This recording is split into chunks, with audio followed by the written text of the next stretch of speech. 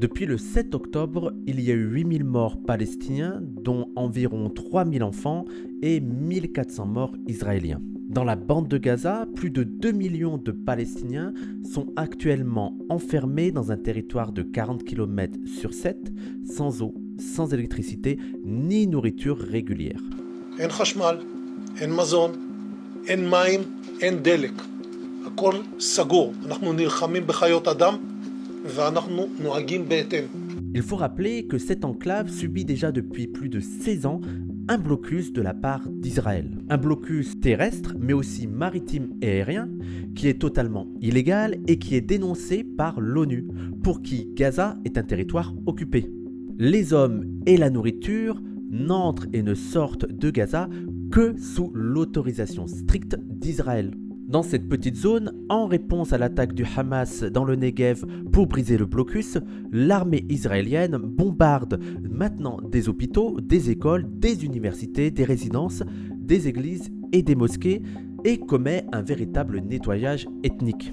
It's an entire nation out there that is responsible. It's not true. This rhetoric about civilians not aware, not involved, it's absolutely not true. Vous avez vu contre qui on se bat? Des hommes devenus animaux. Il promet d'anéantir le Hamas et annonce une punition collective. Le Hamas va payer un lourd tribut pour ses actions et Gaza s'en souviendra encore dans 50 ans. Mais ça, ce n'est pas nouveau. Depuis au moins 2008, dans ce conflit, pour chaque mort israélien, il y a environ 21 morts palestiniens. Plus de 800 000 Palestiniens sont passés dans les prisons israéliennes depuis 1968.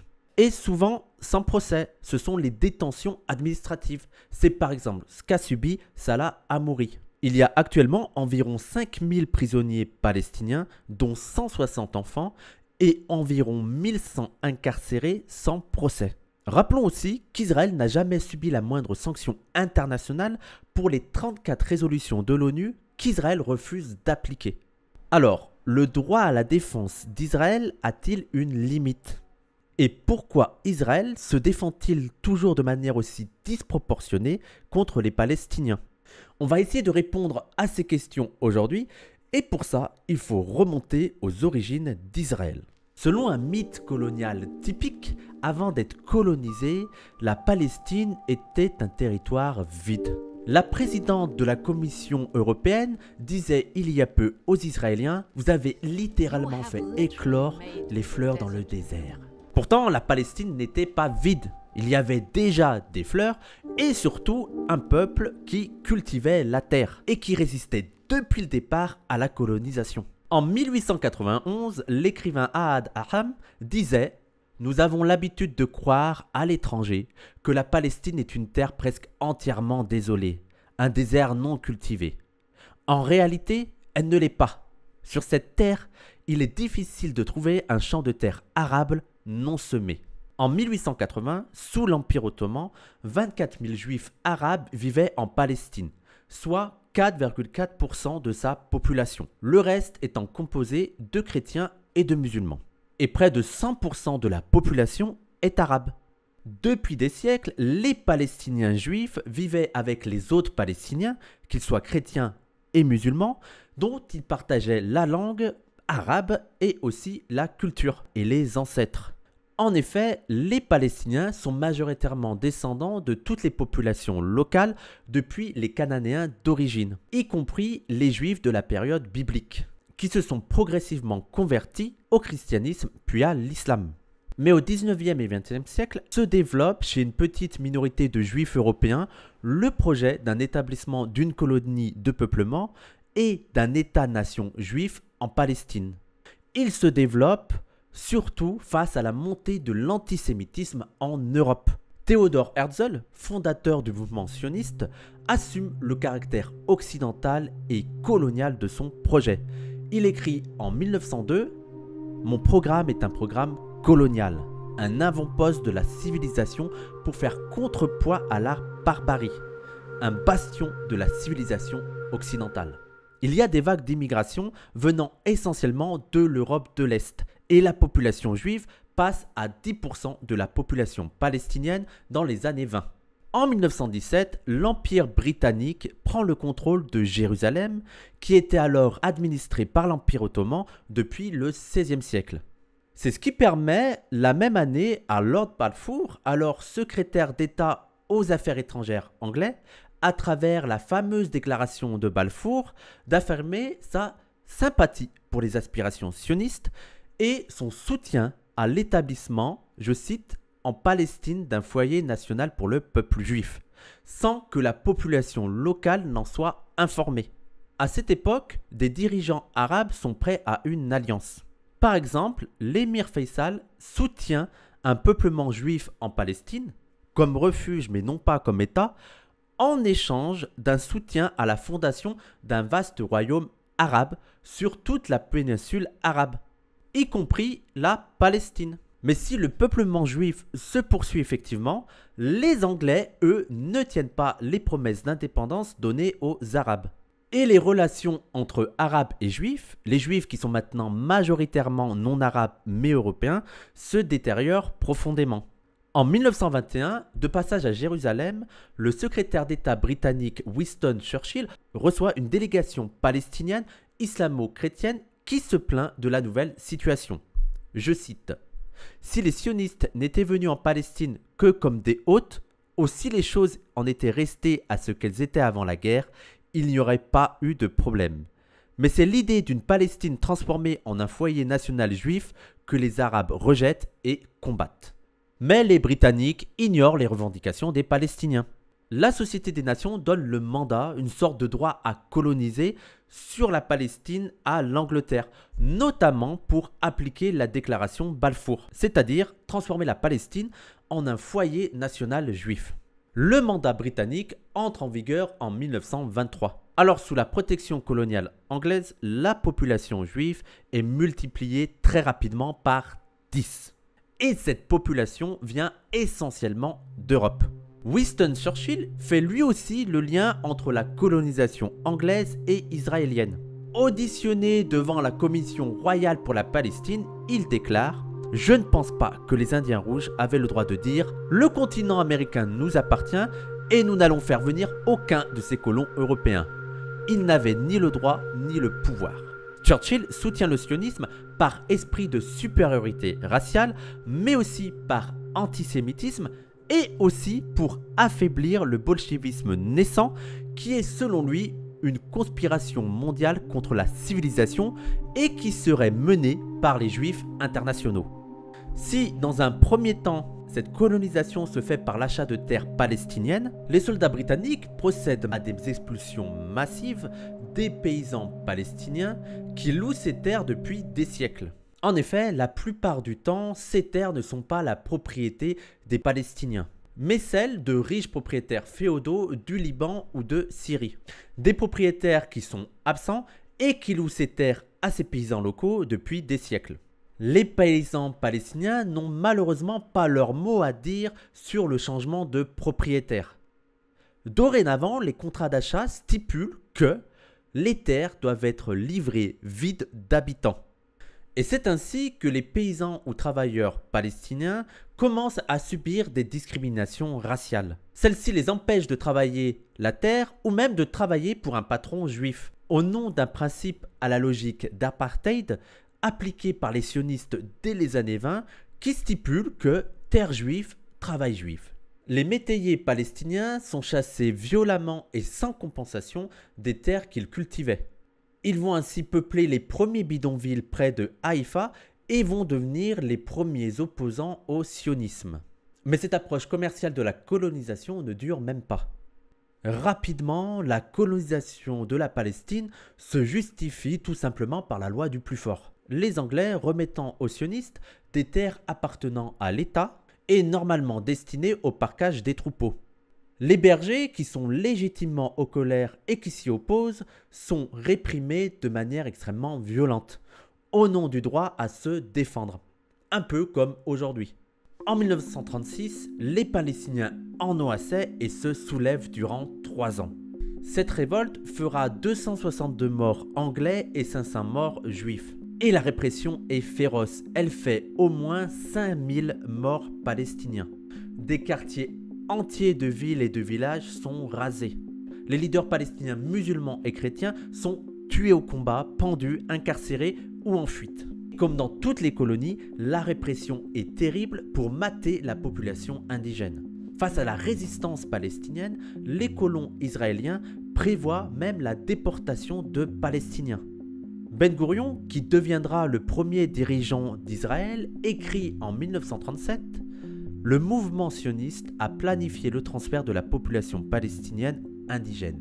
Il envisage déjà le transfert obligatoire des Arabes. » Durant ces années d'avant-guerre, les dizaines de milliers de Juifs européens qui fuient le nazisme pour aller en Palestine ont d'abord le statut de réfugiés, mais ils sont très rapidement transformés en colons. Pour calmer la résistance palestinienne, les Anglais décident de limiter l'immigration juive en Palestine. La situation est gelée durant le début de la Seconde Guerre mondiale, mais celle-ci n'est pas terminée que déjà les milices sionistes s'opposent à cette limitation de l'immigration juive et commettent des attentats non seulement contre les Palestiniens, mais aussi contre les colons anglais. Et pour poursuivre librement la colonisation de la Palestine, les colons veulent faire sécession avec leur métropole anglaise.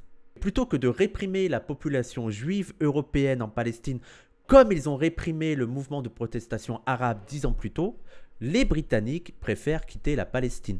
En 1947, la jeune Organisation des Nations Unies reprend le dossier. La majorité des pays membres, sans consultation des Palestiniens et sous pression américaine, décident de voter un plan de partition. Un État arabe sur 45% du territoire et un État juif sur 55% du territoire. Pourtant, avant 1947, les Juifs ne possèdent que 5,67% des terres et la population est à 2/3 arabe.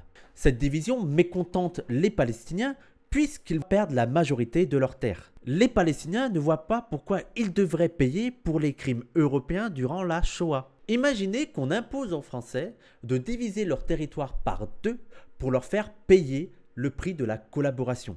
Et ce, sans demander leur avis. Tout le monde, évidemment, refuserait. Mais alors, pourquoi l'ONU, une organisation internationale, a pris la décision de multiplier par 10 les terres juives en Palestine au mépris des Palestiniens, mais aussi au mépris des États arabes? Pour comprendre l'attitude pro-coloniale et pro-occidentale de l'ONU, il faut rappeler qu'à cette époque, il n'y avait que 57 États membres de l'ONU. Beaucoup de peuples n'en font pas encore partie, notamment les pays d'Afrique et d'Asie qui sont encore colonisés et qui seront pro-palestiniens après l'indépendance. להיות ככל עם ועם עומד ברשות עצמו על יסוד החלטת עצרת האומות המאוחדות. אנו מכריזים בזאת על הקמת מדינה יהודית. La Jordanie, le Liban, la Syrie, l'Irak et l'Égypte se liguent contre Israël, avec le projet de libérer la Palestine ou au moins d'empêcher l'expulsion des Palestiniens. Mais ils échouent face à l'armée israélienne grâce au soutien politique et militaire occidental, aux livraisons d'armes des États socialistes, notamment les avions tchécoslovaques, et aux livraisons d'armes aussi des États-Unis et de la France. En 1948, Ben Gourion devient le premier ministre du nouvel État d'Israël. Et il peut enfin mettre en place son plan de transfert obligatoire des Arabes. 750 000 Palestiniens, soit la moitié de la population palestinienne totale, sont expulsés de chez eux par la milice israélienne. Plus de 450 villes et villages palestiniens sont rasés à la surface du sol et leur population expulsée, comme à Jaffa ou Haïfa, ou massacrée, comme à Der Yassin, Acre ou Tantoura. Kakun vegam Tantoura, הגדוד יפעל במרץ, ישמיד אויב כשרץ. השתוללו בטנטורה, זה היה משהו נורא. טנטורה היה כפר עשיר, בתים יפים, גרים כמו אירופאים, אתה יודע, וגם אנשים היו לבושות ויפה, וזה באמת היה כפר... אחד אנס שם איזה ילדה בת 16, משהו כזה, אתה מבין? אבל זה מכוער מאוד, היה לנו בחור אחד, הוא נפטר, הוא היה פרא אדם, הוא לקח פשוט מאוד ורצח אותם בתוך המכלאות. בתוך המכלאות, הם היו במכלאות, אתה יודע, חוטי ברזל כאלה, עגולים כאלה, אספו כל הגברים. הם יושבים שם, כולם, על הרצפה, ובא מישהו ולוקח תת מקלע ומתחיל זה, מחליף מחסנית. חבר'ה שלקחו את הלוויורים ורדפו אחרי חבר'ה ושרפו אותם. זה היה משהו זוועתי, וזה אסור לספר, אני לא אדבר על זה, כי זה יכול להיות סקנדל שלם מהעניין הזה. אני לא רוצה לדבר על זה, וזהו. Les trois quarts de la population palestinienne de ce qui deviendra l'État d'Israël est forcée à l'exil. La plupart se retrouvent dans des camps de réfugiés dans les pays voisins ou en Cisjordanie et Gaza. Les Palestiniens appellent ça la Nakba, ou la catastrophe en arabe. De 1948 à 1956, il va y avoir des Palestiniens qui vont tenter de revenir chez eux.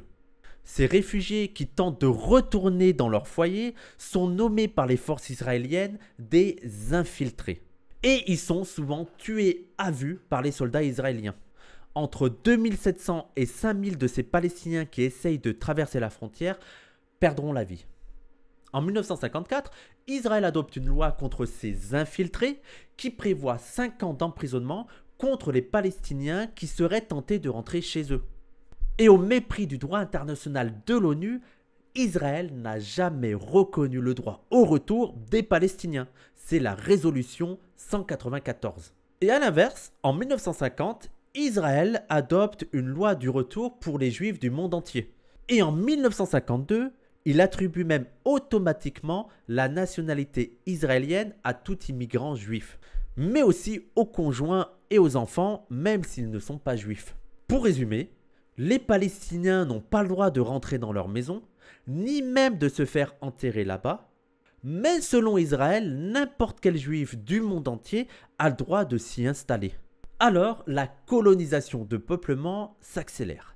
Entre 1949 et 1951, ce sont en moyenne 200 000 juifs par an qui arrivent s'installer en Israël.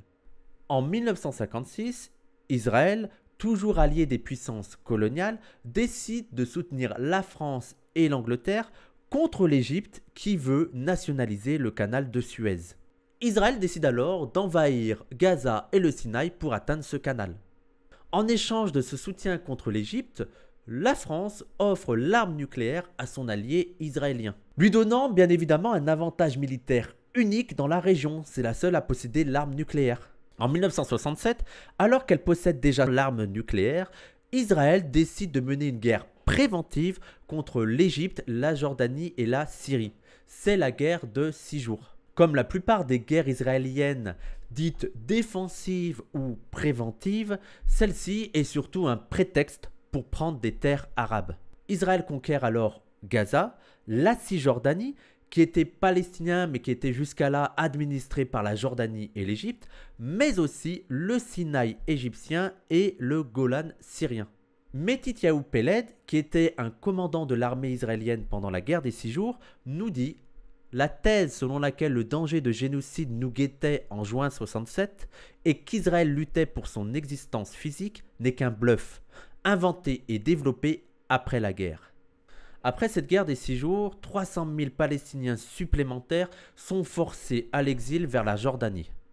Puis, de 1967 à 2003, 230 000 civils israéliens seront installés dans 145 colonies et 11 postes frontières en Cisjordanie et à Gaza. Parce que l'exil s'accompagne toujours de la colonisation. Dès les années 70, le gouvernement israélien encourage les Israéliens à créer des colonies sur ces territoires, même si ça ne respecte pas les résolutions de l'ONU, même si c'est illégal au regard de l'ONU. Dans les territoires occupés, les Palestiniens qui déjà voient leurs terres volées par les colons sont aussi payés 2 fois moins que leurs collègues israéliens. De plus, ils ont besoin d'autorisations difficiles à obtenir pour se déplacer et travailler, parce que des centaines de barrages militaires entravent leur circulation et leur vie. Et ils subissent des fouilles quotidiennes, même dans leur maison.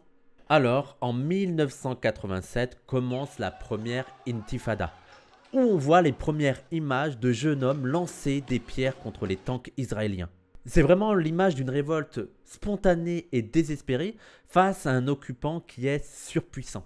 Et pour comprendre cette domination militaire d'Israël, il ne faut pas oublier qu'Israël est soutenu financièrement par l'Occident, en particulier les États-Unis.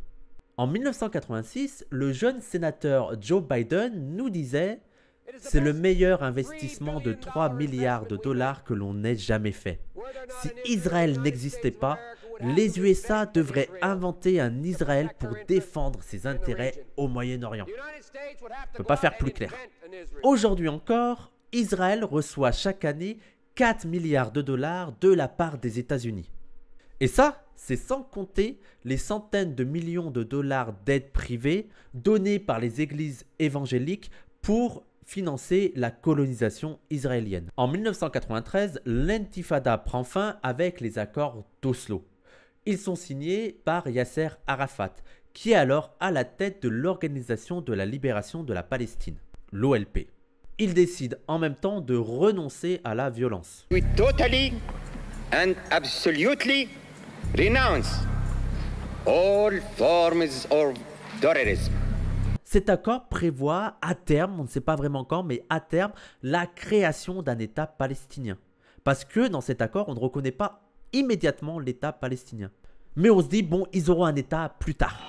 Le second volet des accords d'Oslo en 1995 divise la Cisjordanie en 3 zones. La zone A, contrôlée exclusivement par les Palestiniens, la zone B, au contrôle partagé, et C, soit environ 60% du territoire de la Cisjordanie, qui devait passer progressivement aux mains des Palestiniens, mais reste entièrement contrôlé par l'armée israélienne. Et au final, l'armée israélienne n'a évacué que 3% du territoire de Cisjordanie. Et aujourd'hui encore, 70% du territoire de Cisjordanie reste sous contrôle civil et militaire israélien. Et dans les territoires restants, Israël garde toujours le pouvoir en matière de sécurité, tandis que l'autorité palestinienne, dirigée par Mahmoud Abbas, qui est le successeur de Yasser Arafat, est transformée en réalité en auxiliaire de l'occupation. Et quand on regarde les images de cet éclatement du territoire palestinien, on ne peut pas s'empêcher de penser tout d'abord aux réserves dans lesquelles on met les natifs américains aux États-Unis, mais surtout au Bantoustan d'Afrique du Sud. Ces territoires où les colons sud-africains avaient installé des gouvernements fantoches avec des territoires morcelés et pseudo-autonomes. Mais en réalité, ils étaient bien évidemment dépendants du pouvoir colonial. En 2002, Israël érigera un mur pour séparer les territoires palestiniens des territoires israéliens. Un mur qui, en plus, rognera largement sur les territoires considérés palestiniens par l'ONU.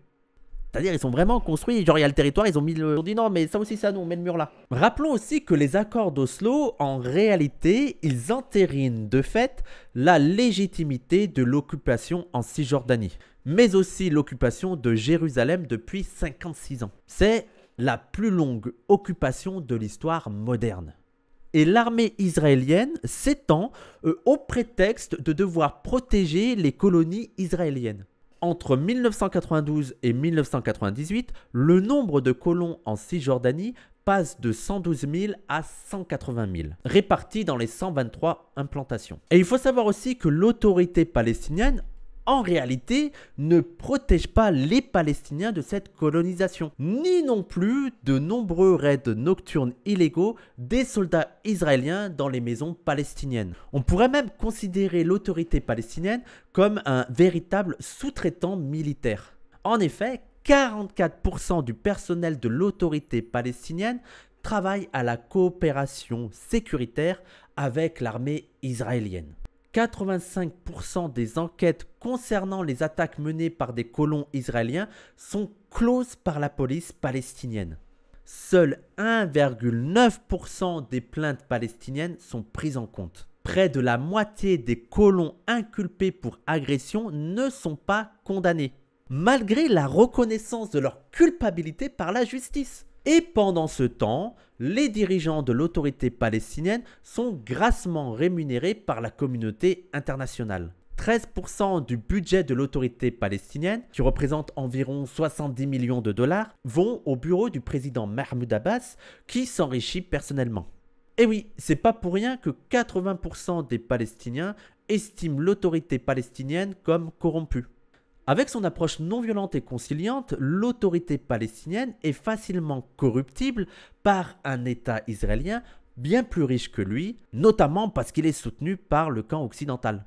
Et c'est dans ce contexte-là, c'est-à-dire dans le contexte d'une perte de crédibilité de l'autorité palestinienne auprès des Palestiniens, que le Hamas, qui est un mouvement né lors de la première intifada, gagne en popularité. Le Hamas, à la base, c'est un mouvement religieux qui prône la lutte armée et qui ne reconnaît pas l'État d'Israël. La première charte du Hamas est antisémite et complotiste. Mais il ne faut pas oublier non plus qu'elle a été rédigée dans un contexte dans lequel l'État d'Israël menait une politique raciste, coloniale et violente à l'encontre des Palestiniens. Et bien sûr, expliquer ça, ce n'est pas le justifier, mais c'est comprendre pourquoi elle a eu ce ton-là. Et elle sera amendée en 2017 par les dirigeants du Hamas, comme on le verra plus tard. Il faut aussi noter qu'après la chute de l'URSS en 1988, les mouvements révolutionnaires marxistes perdent en popularité. Et ils ne suscitent plus d'espoir de soutien international du bloc Est. Et l'histoire prouve aux Palestiniens qu'ils ne peuvent pas compter non plus sur le bloc Ouest. Et le Hamas va jouer sur ça. Avec sa doctrine islamiste, il va plutôt chercher sa solidarité chez les acteurs islamiques. Et il l'obtient en Égypte, en Iran, au Qatar, en Syrie, etc. En 2000, face à la colonisation croissante, les jeunes Palestiniens reprennent les hostilités. C'est la deuxième intifada qui va faire 1000 morts côté israélien et 3000 morts côté palestinien. Et c'est lors de cette seconde intifada que beaucoup de membres du Fatah vont quitter cette organisation pour rejoindre le Hamas. Parce que ce dernier, il est perçu comme plus intègre, notamment parce qu'il n'a pas signé les accords d'Oslo et qu'il refuse les concessions sans lendemain avec Israël. Et Mahmoud Abbas, contrairement à son prédécesseur Yasser Arafat, se montre lui assez critique à l'encontre de la violence de la seconde intifada contre la colonisation israélienne. Pourtant, cette stratégie d'harcèlement des soldats israéliens mène en 2005 à ce que les forces israéliennes se retirent de Gaza et au démantèlement des colonies sur ce territoire après 38 années d'occupation. Pour les Palestiniens, la politique du Hamas semble porter ses fruits. Elle connaît des succès. En 2006, les USA poussent pour la tenue d'élections libres et démocratiques en Palestine. Mais contre toutes leurs attentes, lors des élections législatives, le Hamas remporte la majorité. L'Union européenne, qui avait alors envoyé 185 observateurs pour une mission d'observation, déclare que le scrutin s'est déroulé en toute régularité. Et pourtant, elle ne veut pas reconnaître le résultat. Et tout l'Occident annonce boycotter le gouvernement du Hamas jusqu'à qu'il reconnaisse l'État d'Israël, alors même que l'État d'Israël ne reconnaît pas la Palestine. En 2006, alors sénatrice, Hillary Clinton déclarait « Je ne crois pas que nous aurions dû pousser pour une élection dans les territoires palestiniens. C'était une erreur. Et si nous devions pousser pour une élection, nous aurions dû faire quelque chose pour déterminer qui allait gagner. »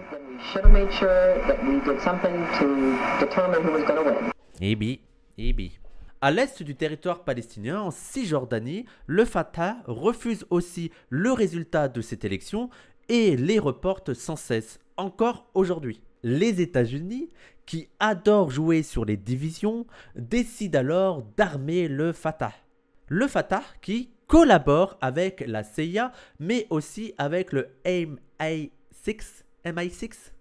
c'est ça? Le MI6 anglais et l'armée israélienne. Il y a une autre relation qui est excellente et qui marche très très fort, et on ne veut pas en parler, c'est la sécuritaire.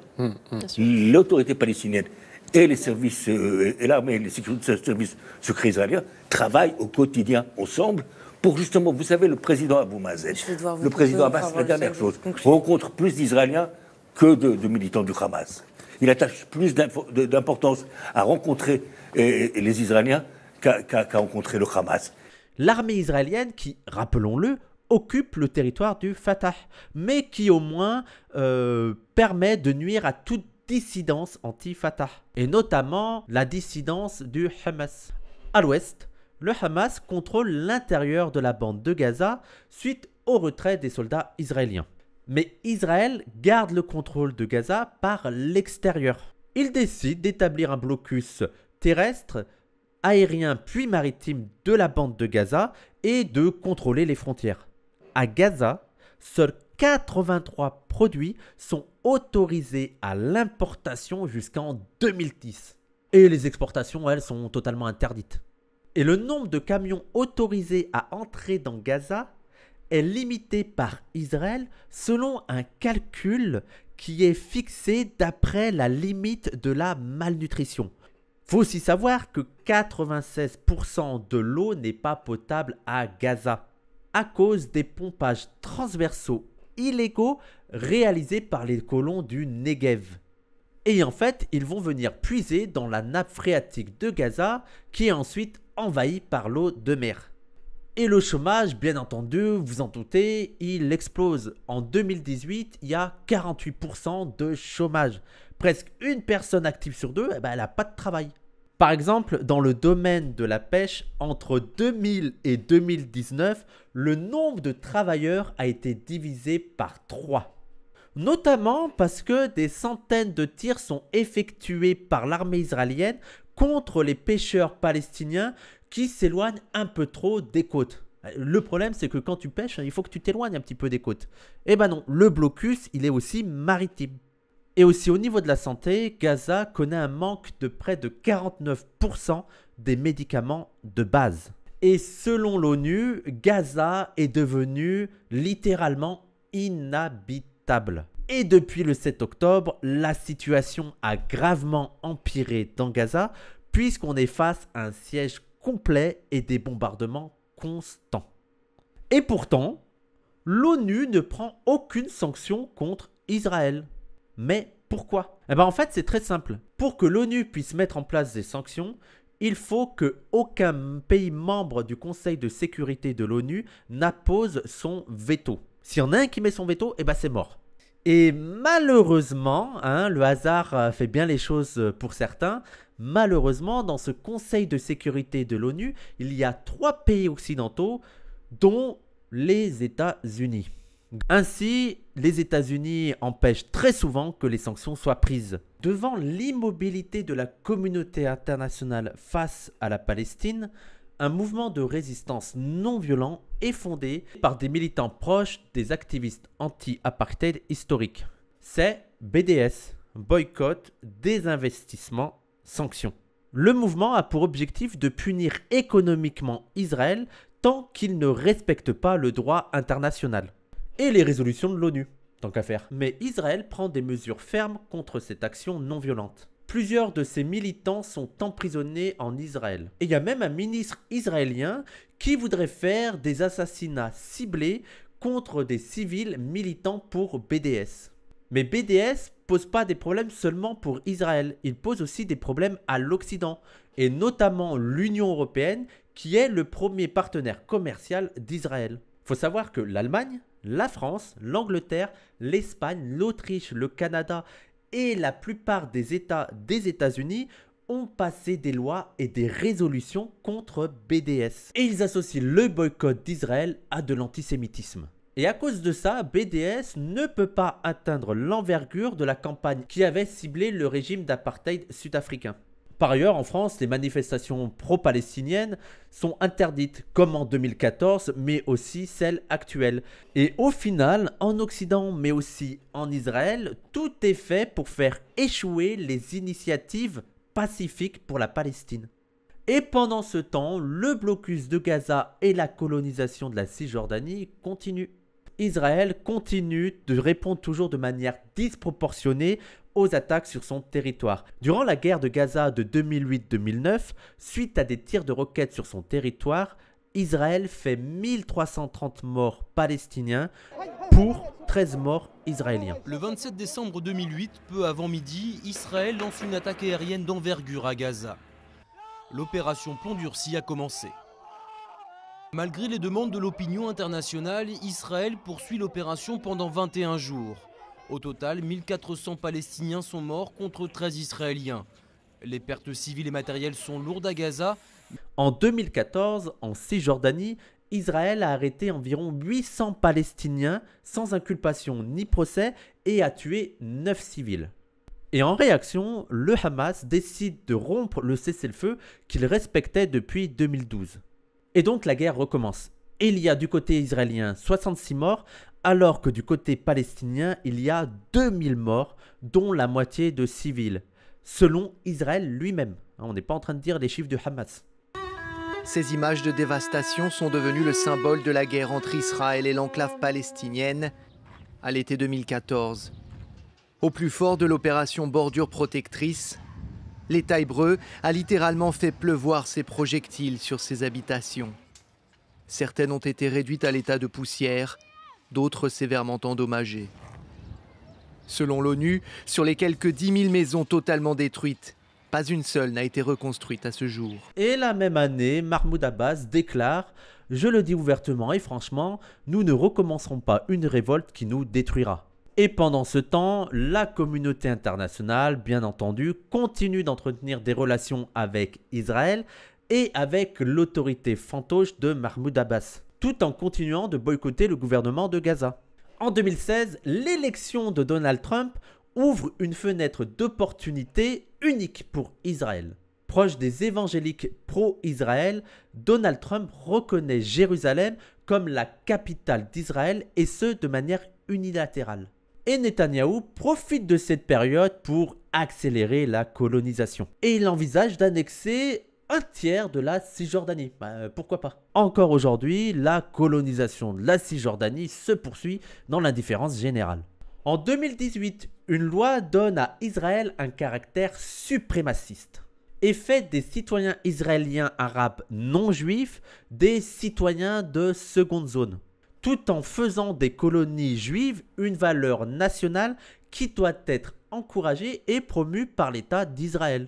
Et attention, ce n'est pas que la volonté du gouvernement, ça correspond aussi à la volonté populaire. 79% des citoyens juifs d'Israël pensent que les juifs doivent avoir un traitement de faveur par rapport aux arabes. La moitié des citoyens israéliens juifs veulent l'expulsion des arabes d'Israël. De 2018 à 2019, la situation, elle paraît désespérée pour les Palestiniens.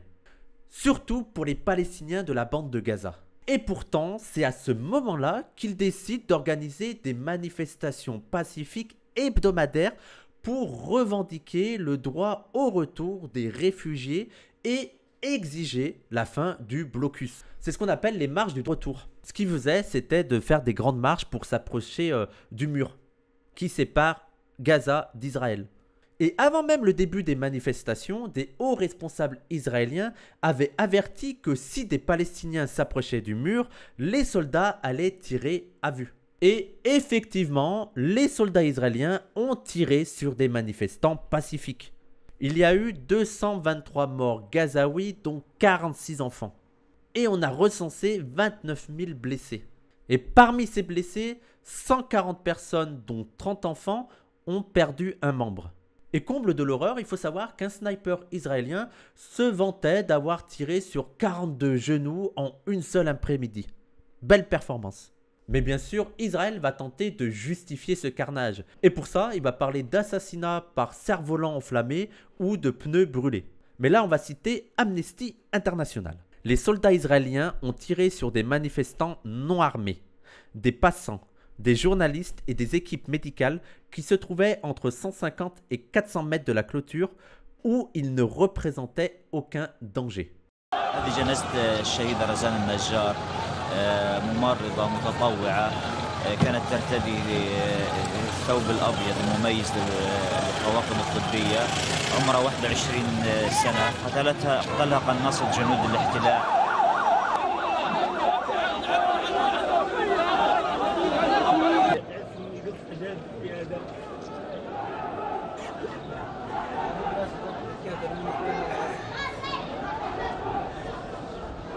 سلاح رزان الوحيد في المعركة هذا هو سلاح رزان بنتي. كل العالم يشوف سلاح رزان. هذا السلاح وهي الذخيرة تبعت السلاح تبعها. وهذا عشان هيك جوصوها والعالم كله بشوف. لإمتى يسكت العالم كله؟ مين بده يحاسبهم على جرائمهم؟ مين بده يجيب لي حق رزان؟ أنا بطلب العالم كله يجيب لي حق رزان. اللي بيدعوا السلام، وين السلام؟ صار غربة العطية.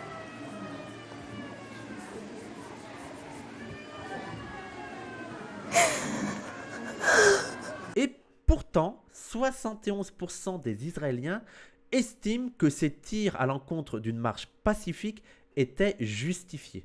Souvent, ce que font les Israéliens, c'est d'accuser le Hamas de jeter les civils en pâture. Pourtant, si le Hamas s'est associé à ce mouvement pacifique, il n'en était pas à l'origine. C'est plutôt un mouvement populaire qui a été inspiré par un poète palestinien qui s'appelle Ahmed Abou Artema. C'était donc un mouvement qui était consensuel chez tous les Gazaouis et qui s'est fait sous le drapeau palestinien. Il n'y avait pas de drapeau d'un parti en particulier. Et au cours de cette même période, le discours du Hamas, il a évolué. Il s'est éloigné notamment de son idéologie anti-juive et complotiste et il cherche maintenant une solidarité internationale plus large. Et pour revenir sur ses positions anti-juives, en 2017, le Hamas décide d'amender sa charte et déclare qu'il ne combat pas les juifs parce qu'ils sont juifs, mais qu'il combat uniquement les sionistes parce qu'ils occupent la Palestine. Et que cette charte est maintenant considérée comme un document historique qui n'est plus pertinent selon un de ses leaders. Mais ce n'est pas tout. Désormais, le Hamas reconnaît aussi implicitement Israël en prenant pour objectif l'établissement d'un État palestinien entièrement souverain et indépendant, mais ce dans les frontières du 4 juin 1967. Et enfin, il insiste sur le caractère politique et non religieux de son combat contre Israël. Grosso modo, le Hamas, qui est boycotté par l'Occident, contrairement à Israël, essaye de revenir dans le jeu des relations internationales. Mais bien entendu, ces évolutions ne changent rien de la situation à Gaza et plus largement en Palestine.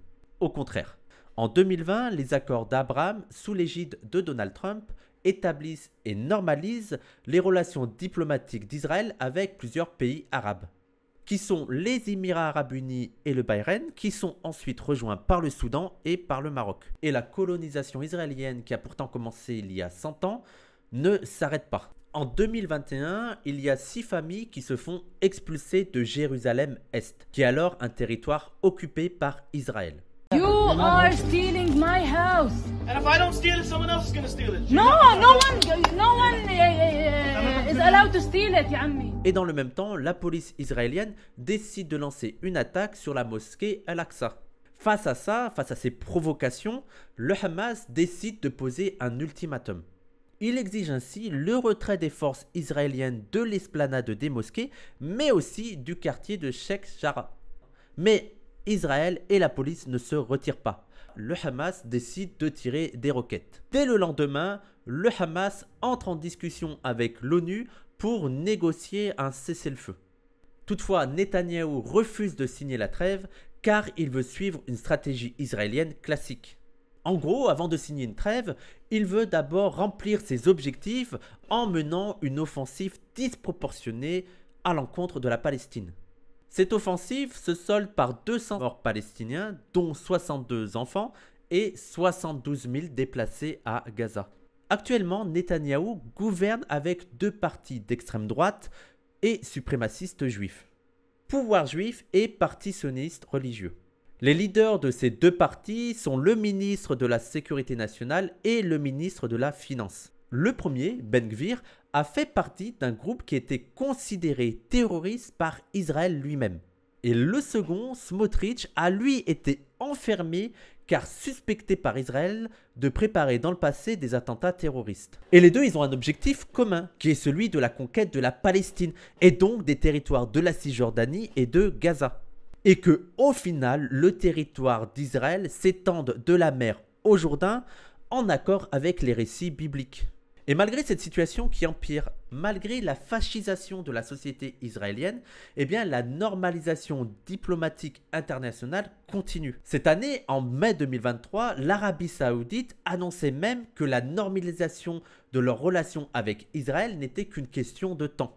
Grosso modo, l'Arabie Saoudite était prête à faire des concessions sur le cas palestinien en échange de traités de défense avec les États-Unis, modelés sur les pactes militaires qu'ont les États-Unis avec le Japon et la Corée du Sud. En gros, ça donnerait un puissant armement moderne, mais aussi une soumission politique qui ferait en gros de l'Arabie Saoudite le lieutenant de l'impérialisme américain dans la région. Et donc, si on regarde un peu la situation, en 2023, les Palestiniens font face à l'absence de solutions diplomatiques, mais aussi à l'interdiction des solutions pacifiques, comme BDS, mais aussi à la répression sanglante des marches pacifiques. Et tout cela, bien sûr et comme toujours, dans le silence complice de la communauté internationale. C'est dans tout ce contexte-là qu'ont eu lieu les attaques du 7 octobre menées par le Hamas, mais pas seulement. Il était en coordination avec d'autres mouvements aux références religieuses, comme le djihad islamique en Palestine, mais aussi des mouvements aux références marxistes, comme le FPLP. Suite à cette attaque, l'Arabie Saoudite suspend les discussions de normalisation avec Israël. Puis l'armée israélienne annonce un projet aux accents génocidaires et demande à 1 million de Palestiniens de fuir d'un pays qu'elle bloque. En réalité, ce n'est qu'un nouvel épisode du cycle de résistance et surréaction d'Israël. Surréaction parce qu'on est face à une réponse qui est disproportionnée et dont le but peut être aussi d'étendre encore Israël, comme le veulent les ministres de Netanyahou, avec pour objectif final, on le répète, de coloniser la totalité de la Palestine de la mer au Jourdain. Et donc vous voyez que les Israéliens demandent aux Palestiniens de quitter Gaza, de se réfugier dans d'autres pays, mais il est très peu probable qu'ensuite Israël les laisse rentrer chez eux, comme ce qui s'est passé durant la Nakba. Et après avoir nié cette Nakba durant des décennies, aujourd'hui l'État israélien appelle à une deuxième Nakba, pire que la première. Voilà les amis, c'est la fin de ce premier épisode parce qu'on va faire 3 épisodes sur l'actualité en Palestine. Et comme vous le voyez, et contrairement à ce qu'on entend beaucoup dans les médias, si on veut comprendre ce qui se passe actuellement, que ce soit les attaques du 7 octobre et ce qui se passe ensuite, il faut revoir tout le contexte de la colonisation palestinienne. Donc on le fera en 3 épisodes. Et c'était le premier. Voilà, merci et à très vite.